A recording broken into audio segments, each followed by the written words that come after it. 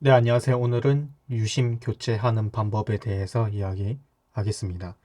갤럭시와 아이폰 둘 다 이야기할 건데 똑같은데 조금 헷갈려 하시는 분들이 있어가지고 하나씩 말씀을 좀 드릴게요. 전원을 먼저 끄고 유심칩을 빼는 것을 권장드려요. 요즘에는 다 나노 유심이죠. 그래서 이런 핀이 있어야 한다. 핀이 없다. 찾으셔야 합니다. 그러면 이거 없으면 안 돼요. 보통 자급제 폰을 구매했으면은 다 핀이 있거든요. 여기 옛날에 산 건데 여기 아이폰 들어보니까 유심핀이 여기 있죠. 반을 또 해봤는데 되긴 하더라고요. 근데 좀 잘 해야 하고 손이 좀 아파요. 그래서 이런 거 꼭 이제 구하시고요. 그리고 유심을 여기 이렇게 생긴 거 있죠. 여기다가 한 번에 그냥 하나 둘 셋 딱 소리 나죠. 이렇게 빼줍니다. 그리고 갤럭시를 한번 바로 빼볼게요. 이거는 갤럭시 노트 10인데 위쪽에 이렇게 있네요. 하나 둘 셋. 이거는 LG 유심. 보면은 똑같이 생겼는데 주로 아이폰은 이렇게 빼면은 금속 표면이 위쪽에 가 있고 갤럭시 같은 경우는 금속 표면이 아래로 향해져 있습니다. 모양은 똑같아요. 똑같은 유심이고 다 빼면은 똑같고 여기 있는 거 아이폰에 있던 거 갤럭시로 충분히 이렇게 호환이 되고요.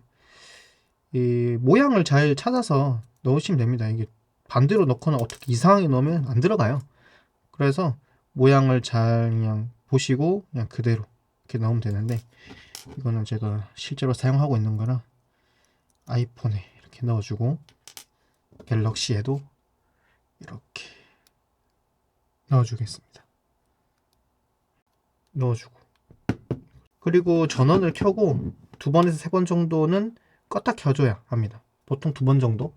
한 번 정도 이렇게 켰을 때 바로 인식이 대부분 되는데 안테나가 뜨더라도 본인 인증이 안 된다든지 데이터 사용이 안 된다든지 이런 문제점이 있습니다. 그래서 두 번 정도는 껐다 켜주는 것이 좋고요.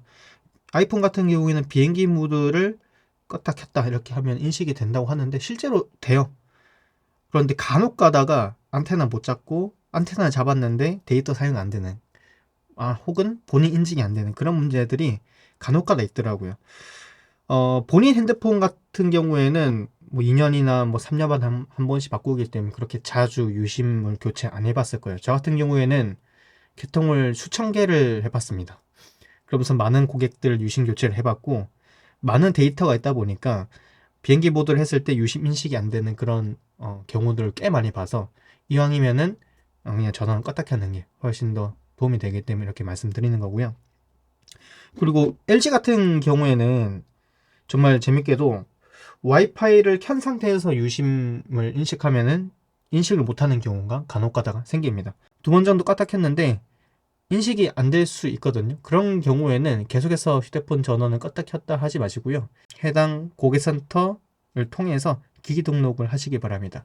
그리고 아이패드 같은 경우에는 패드 전용 요금제를 셀프 개통해서 스스로 이제 개통해서 유심 넣는단 말이에요. 그러면은 99% 확률로 인식이 안 됩니다. 기기 등록을 반드시 해줘야 아이패드 같은 경우에는 되더라고요. 그래서 그냥 주중에 하시는 것을 좀 권장을 드리고요. 셀프 개통 서비스가 주말에도 되잖아요. 신규 개통 같은 경우에는 일요일도 가능한데 그렇게 아이패드를 신나게 일요일에 한번 써보겠다고 했는데 유심 인식이 안 되는 그런 경우가 생기죠. 그러면은 기기 등록 같은 경우에는 주중에만 가능하기 때문에 하루 정도를 기다리셔야 합니다. 그래서 그런 부분은 좀 감안하고 진행해 주시면 되시고요. 진짜 안 되는 경우에는 정지폰이라든지 그리고 도난폰 이런 폰이 될 수도 있겠지만은 그런 상황은 없으시죠? 정상적인 경우에는 기기 등록 절차를 거치면은 거의 다 되시고요. 참 그리고 해외 단말기 해외 단말기 같은 경우에는 컨트리락이 걸려있는 핸드폰들이 있습니다. 주로 일본하고 미국에서 건너온 일부 통신사 핸드폰 같은 경우에는 그 통신사에서 구매한 경우에 컨트리락을 겁니다. 보통 거기도 할부 구매를 하는 경우가 있잖아요. 해외에 나가서 그렇진 않겠지만 통일사에서는 혹시 모르죠. 해외에 팔 수도 있고 다시 요금 납부를 안 할 수도 있으니까 해외에서 사용하지 못하게 컨트리락을 걸어서 오는 경우가 있습니다. 그런 경우에는 유심 인식이 안 돼요. 그래서 컨트롤락이 해제가 되어 있는지 그런 부분은 꼭 확인하셔야 하고, 그 LG 같은 경우에는 3G방이 없습니다. LTE만만 있거든요. 근데 해외에 이제 그 해외 이제 삼성도 거의 그런 경우는 간혹 있는데 애플은 거의 그러진 않고, 해외 이제 단말 같은 경우에는 이제 주파수가 좀 달라가지고 LG 통신사가 전혀 인식 못하는 상황도 생깁니다. 그래서 해외에서 이제 가지고 와서 핸드폰을 가지고 와서 개통하는 경우에는 SK나 KT를 개통하는 것을 좀 권장드립니다. 보 LTE가 안 되더라도 3G망으로도 어떻게 통화까지는 가능하니까 그렇게라도 쓰시면 좋을 것 같고요.